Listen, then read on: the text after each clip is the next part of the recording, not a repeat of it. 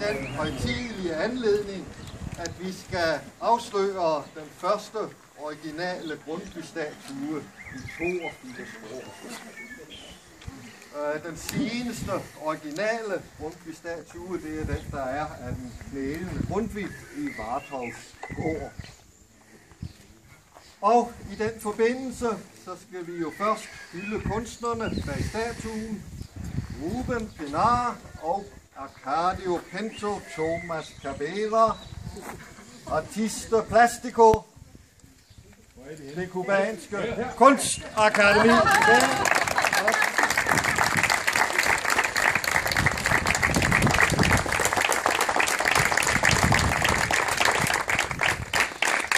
Og fuldt så vel skal vi jo så hylde dem, der bliver værtsfolkene og lægger hjemsted til vores højbårende gæst, nemlig Karen og Tyge Mortensen.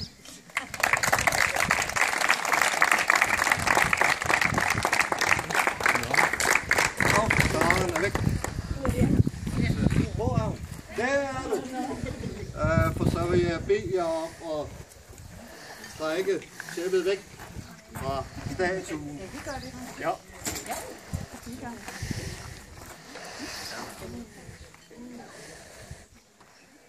Nu? Ja, nu. Ja.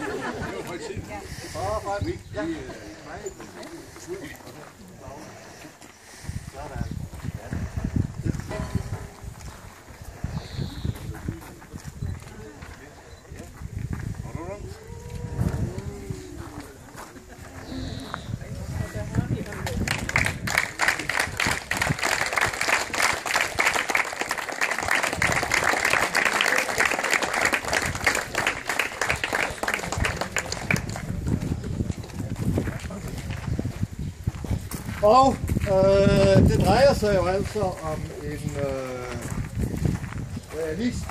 hyperrealistisk statue af den gamle Grundtvig, af Grundtvig som olding. Og forlag for at skabe så realistisk en statue, der har vores kubanske gæster haft nogle fotografier af en fotograf, der hed Adolf Lønborg, som sådan set var banebrydende for portrætfotoet i Danmark. Og den 27. august 1872, der mødte han op i Grundtvigs hjem, hvor han havde fået lov til at tage en serie fotos af den gamle Grundtvig fra alle vinkler. Og som sagt, det var den 27. august, og Grundtvig han døde den 2. september samme år, 6 dage senere. Man kan jo se nogle af Lønborgs fotografier, der hænger nede i vognporten. Og de fotografier, de viser jo Grundtvig siddende i sin lænestol, iført en fin sort fløjt, slåbrok, som han yndede at gå i. Og på slåbrokken, der har han så hæftet sit ridderkors, som han har fået skænket af enkedronningen i 1840. Og det kan man jo sige, det er egentlig en mærkelig idé at slundre rundt der i sin slåbrok, og så med et ridderkors på brystet. Men det ser man på mange billeder af Grundtvigs i hans ældre dage. Og det kan man jo så sige er et udslag af forfængelighed. Men man kunne måske også gruble over og lægge en højere betydning i det. Som bekendt så fremhævede Grundtvig jo den høje åndelige betydning, som det nærværende dagligliv har. Og derfor jo også ridderkors på slåbrokken. Så ser man jo i øvrigt også hans skulderlange hår og den skægkrans, som Grundtvig han anlagde sig som gammel, giver ham lidt profetagtigt udseende. Statuen den følger Grundtvigs kropsmål 1 til 1. For så vidt man kan måle sig til det på fotografierne, og som man også kender lidt til fra attester, som Grundtvig har udfyldt i forbindelse med rejser til England, hvor der er angivet, at hans højde det er 5 engelske fod og 8 tommer. Det vil sige 172-173 centimeter. I dag måske ikke specielt højt, men dengang oplevet som en ret stadelig, en ret høj mand. Af skikkelse, 4-skåret, kraftig, ikke fed, men bastant. Og nu forholder det sig sådan, at Arcadio, før han begyndte at arbejde som billedkunstner, der har han en karriere som wrestler, som bryder. Og under arbejdet med statuen fandt man så frem til, at Arcadio og Grundtvig de har haft nogenlunde samme kropsbygning. Så det er Arcadios krop, der har stået model til, når man har eksperimenteret med gestikken i statuen. Fuldt så vel har også slåbrokken, om jeg så må sige, en levende model. Det er en slåbrok, der er stillet til rådighed af Flemming Rasmussen.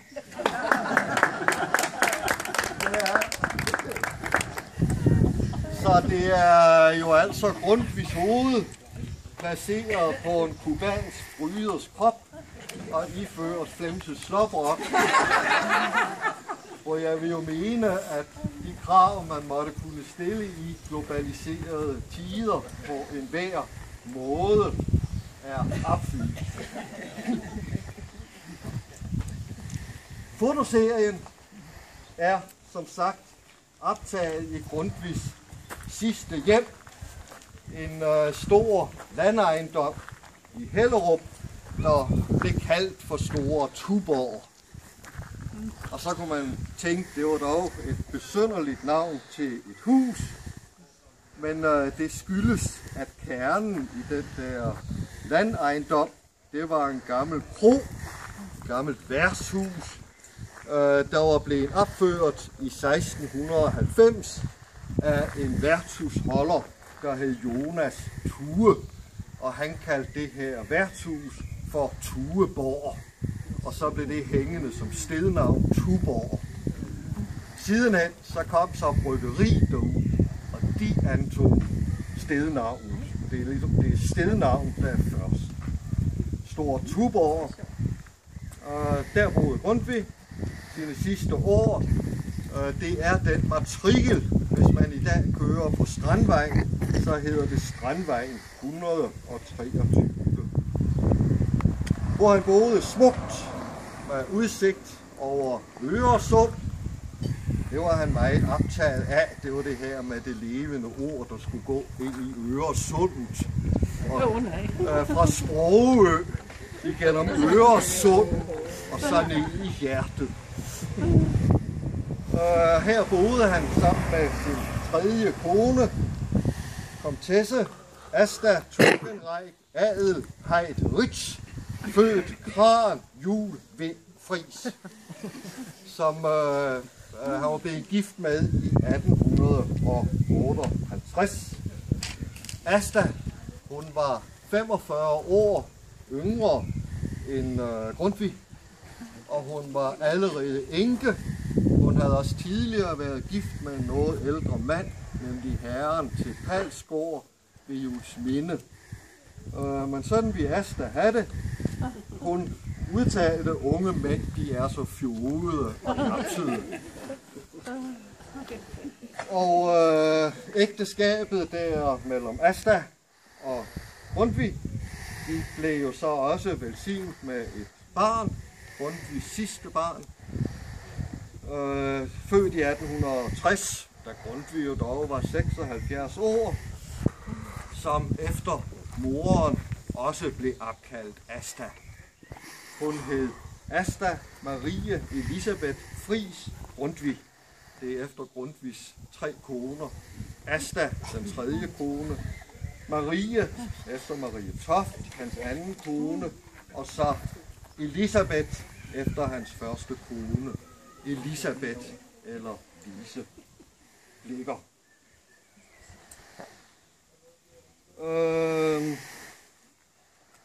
Hvad der er også, altså lade en sten til myten eller fortællingen om Grundtvig, at han på den måde blev ved med at avle både bøger og børn til højt op i alderen.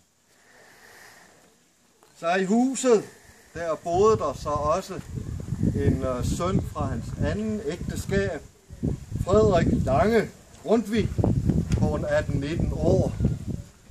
Det var en søn, som Grundtvig havde meget sorg af, for da Frederik han kom til skældsår og alder, så meddelte han, at han havde i sinde at læse statsvidenskab på universitetet. Okay, frihed for Loke, såvel som for Thor, man kan pylit, for fanden altså. Men heldigvis så viste det jo så, at Frederik Lange, han begyndte at gå på værtshus og drikke sig fuld og komme i slagsmål, og Grundtvig fattede håb på ny. Der måtte være noget i den gut, som man kunne redde. Og så tog han ham så derud i Store Tuborg, og så ned i et havehus, der hørte til ejendommen.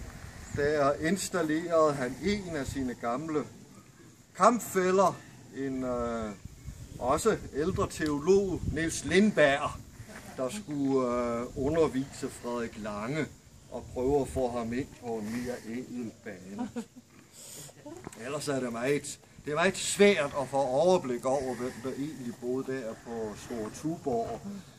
Det har været lidt af et menageri, hvor folk er rykket ud og ind.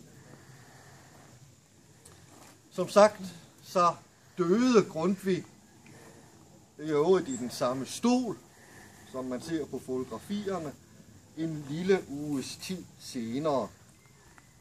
Det var en mandag.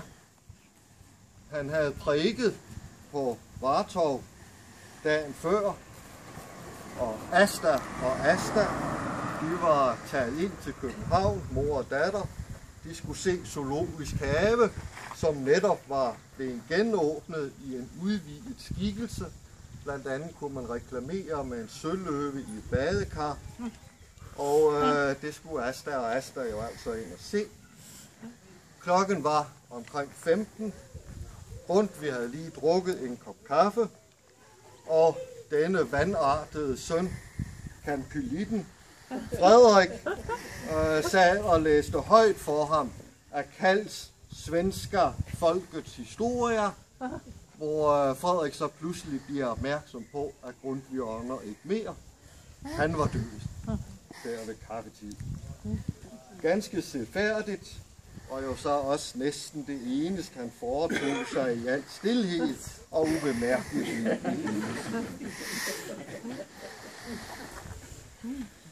Der er en meget sjov optegnelse, der fortæller lidt om det overvældende indtryk, som den ældre Grundtvig gjorde på sine omgivelser. Det er en engelsk journalist, litteraturkritiker, Edmund Gosse, der også der i sommeren 1872, så besøgte han Danmark og skulle så også opleve Grundtvig på Vartov. Og sidenhen der nedfældede han sine indtryk i en bog, Two Visits in Denmark, hvor han fortæller om, hvad han har oplevet der på Vartov. Først så beskriver han, hvordan enigheden begynder at samles et par timer før, og så sidder de ellers og synger salmer, skriver Gosse, i et meget hurtigt marstempo, som salmedigteren selv havde givet anvisning på. Og så kommer det jo så. Døren til sakristiet gik op, og ind trådte en olding, ældre end alt, hvad jeg havde set af menneskelige væsener. Som sagt, Edmund Gosse var journalist. Han gik hurtigt hen til alteret. Straks blev der dødstille i kirken, og man hørte en stemme, der kom som fra kælderen under os. Det var Grundtvig, der bad højt foran alteret. Så vendte han sig op imod os og holdt sin skriftetale med den samme dumpe, slørede bryst. Han skred ned mellem de ekstatiske tilhørere og stansede et øjeblik tæt ved mig, i det han lagde hånden på en ung piges hoved. Jeg så nu tydeligt hans åsyn. Af en mand på 90 gjorde han ikke noget svagt indtryk. Han bevægede sig hurtigt, og hans gang var fast. Men hovedet gjorde et overvældende indtryk af alder. Han lignede en norsk bjergtrold, kunne for den skyld godt have været mange 100 år gammel. Fra den mægtige skaldede isse hang lange sølvgrå, silkebløde hårtjavser ned over skuldrene og blandede sig med det tynde og langt voksende hvide skæg. Under de stærkt buskede øjenbryn brændte øjnene som det eneste levende i ansigtet, til han talte uden at bevæge læberne. Hans træk var endnu smukke, men huden tør og farveløs. Når en dør gik, blæste trækvinden det bløde sølvhår hen som et tyndt forhæng over hans ansigt. Mens han med stive armbevægelser og mumlende som en bugtaler vandrede rundt i kirken, knælede hans disciple bag ham, greb efter sømmen af hans kåbe, rørte ved hans fødder. Endelig besteg han prædikestolen og begyndte at tale. Hans stødninges stemme advarede os mod de falske profeter, bød os at prøve ånderne, om de var af Gud. Han talte med stor anstrengelse, mere og mere langsomt og utydeligt, og til sidst med lange ophold mellem ordene, som et ur, der var ved at gå i stå. Han lignede et overnaturligt væsen, men næppe noget kristent. Havde han foran alteret mindet mig om en trold, så lignede han nu på prædikestolen snarest en af Ossians poider, en hedensk offerpræst, som havde overlevet sin tid, forbigået og glemt at dø. Nu, som sagt, Edmund Gosse var journalist, og jeg tror også, den har fået en journalistisk stramning i den der beretning. For eksempel har folk, der har kendt Grundtvig, jo sidenhen udtalt, at det er aldrig forekommet, at man har knælet ned og kysset Grundtvigs kjortel eller præstekjole, hvad der jo også vil være en grim ting at gøre. Men alligevel er der betegnende træk i den der skildring. Blandt andet Edmund Gosse kommer udefra, og han er tydeligvis ligesom når man kommer et nyt sted hen, man er lidt udløs på, hvad man oplever. Og en ting, man kan hæfte sig ved, synes jeg, det er de her associationer, han har til hedens kultbilleder. Vi kunne jo også finde på, der er en dunkel udtalelse af ham, hvor han siger, ja, et årtusinds gammelt hedensk væsen, der først helt for nylig er blevet kristen. Hvad han så mener om det? Eller med det? Men det er jo så den der indgang. Det er jo så også kunne være begrundelsen for, at de to ravne er placeret på Grundtvigs stol. Det skal jo lede tankerne hen på den gamle hedenske hovedgud Odin, der havde disse to ravne, Hugin og Munin. Hugin, det kalder vi godt det ord endnu, nemlig i udtrykket komme i hu, komme i tanke om noget. Hugin, det er omtanken, og Munin, det er det samme ord, som vi nu har i minde. En, der mindes. Så Odins to ravne, de fløj hver morgen ud i verden, så hvad det skete, og Munin, det var Hugin og Munin, vidste alt, hvad der var sket.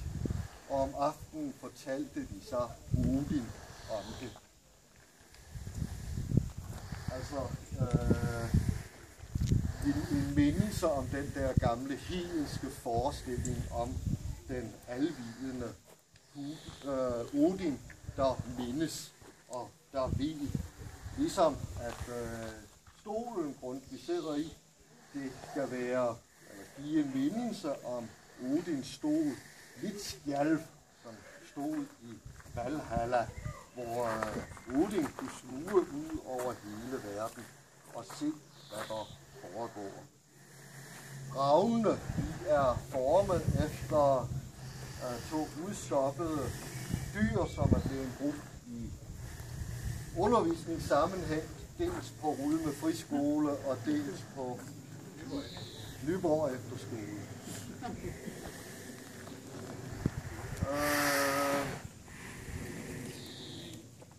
Kan man jo så også sidde og gruble over, hvordan Grundtvig som kristen præst egentlig hænger sammen med det der hedenske. Hvis man tænker godt nok over det, så vil man måske finde ud af, at det er noget af det samme, der gør sig gældende i hans sloprok, som danner baggrund for hans ridderkors. Og ligesom man ved statuen kan tænke på Odin, på Vitskjalv, Hugin og Munin, så må man jo så også ved statuen her tænke på Hans Pedersen Dans statue af den sovende Holger Danske, hvor gipsafstøbningen af den jo har været placeret under Kronborg i kasematterne. Der er jo det særlige ved Danmark, at for eksempel i vores nationalsang, der er der en tysker, der har skrevet en doktorafhandling om alverdens nationalsange, hvor han finder ud af, at den danske, det er den eneste nationalsang, hvor man sidder ned med en øl og slapper af. Der sad i fordoms tid, i harnisk klædte kæmper, udhvilede fra strid. I alle andre der marcherer man og trutter i trompeter og er lovsang far. Men her, kampen er forbi, nu har man været i bad, og så sidder man der med et koldt hus mjød og forlyder sig. Og lige så vel nu vores nationale skikkelse, Holger Danske, han sover. Dog her, der er Grundtvig jo dog vist i en vågen tilstand, til forskel fra fotografierne, hvor han sidder lænet tilbage i stolen, så vises han her fremadliggende, næsten med spænding i kroppen, næsten på nippet til at rejse sig, eller fyre en replik af som led i en diskussion. Hånden er blevet drøftet en del hvad skal gestusen signalere? Er den doserende, belærende, argumenterende, formanende? Eller er det måske, at han løfter hånden til velsignelse?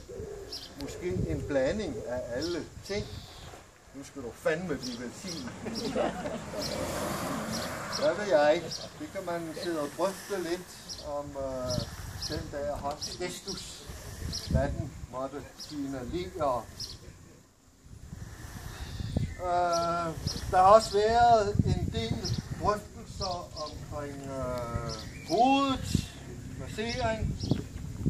Der var nogen, der frygtede, at Grundtvig skulle virke for doserende, for belærende.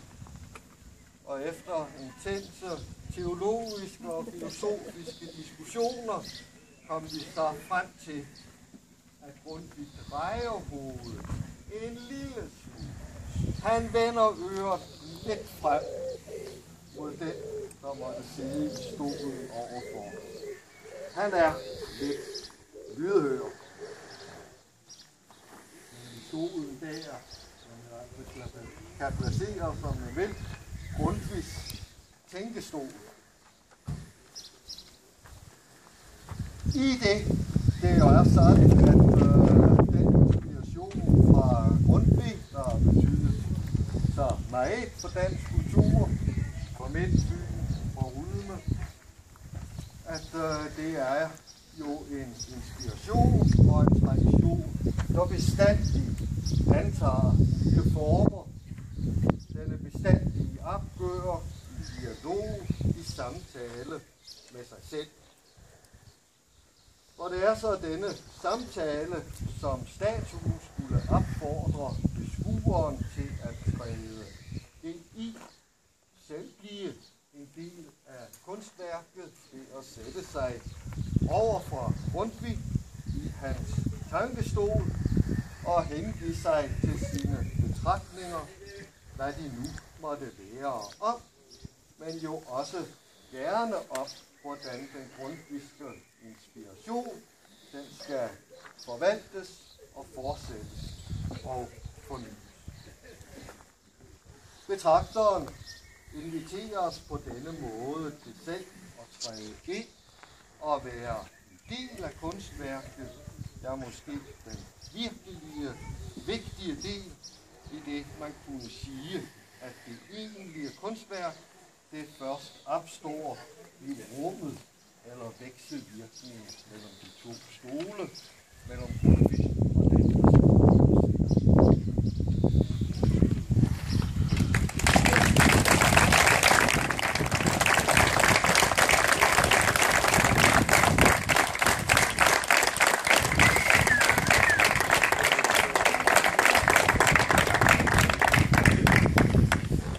Dermed vil vi gerne åbne det rum der. Det er